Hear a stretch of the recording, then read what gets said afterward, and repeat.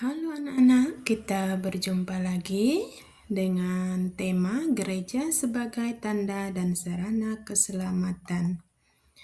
Selamat pagi anak-anak, hari ini kita akan belajar tentang gereja sebagai tanda dan sarana keselamatan. Semoga melalui pelajaran ini kita dapat lebih memahami peran gereja dalam kehidupan iman kita. Sebelum kita memulai pelajaran ini, marilah kita berdoa dulu. Dalam nama Bapa dan Putra dan Roh Kudus. Amin. Tuhan yang Maha Kasih, kami bersyukur atas kesempatan untuk belajar pada hari ini. Bimbinglah kami agar dapat memahami dan menerapkan ajaran-Mu dalam kehidupan kami sehari-hari. Demi Kristus Tuhan dan pengantara kami. Amin. Dalam nama Bapa dan Putra dan Roh Kudus. Amin. Anak-anak yang terkasih, sebelum kita melanjutkan pembelajaran kita dulu harus mengerti apa itu gereja. Gereja adalah komunitas umat beriman yang dipanggil oleh Allah untuk melanjutkan karya keselamatan Yesus Kristus di dunia.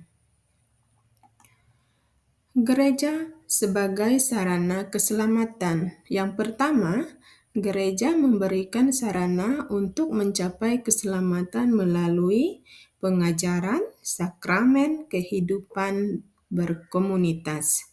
Yang kedua, gereja membantu umat beriman untuk hidup sesuai dengan ajaran Kristus.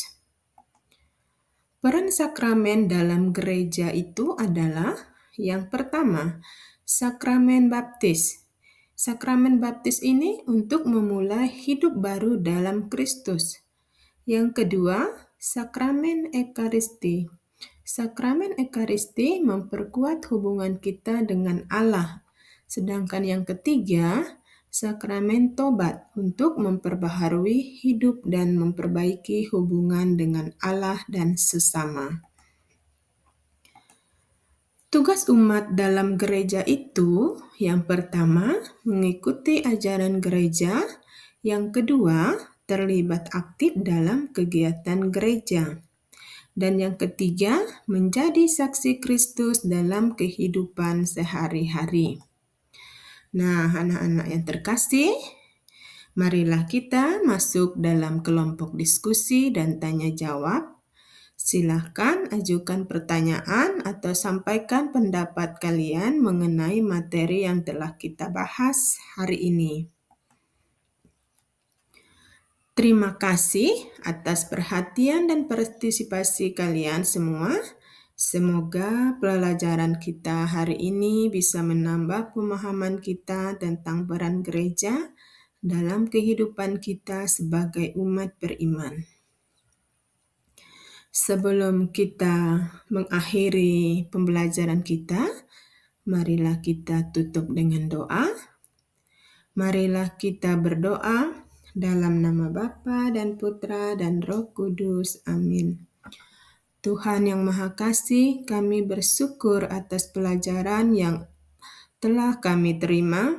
Bantulah kami untuk selalu setia dalam gereja-Mu, sertailah kami dalam setiap langkah kehidupan kami. Demi Kristus Tuhan dan pengantara kami. Amin.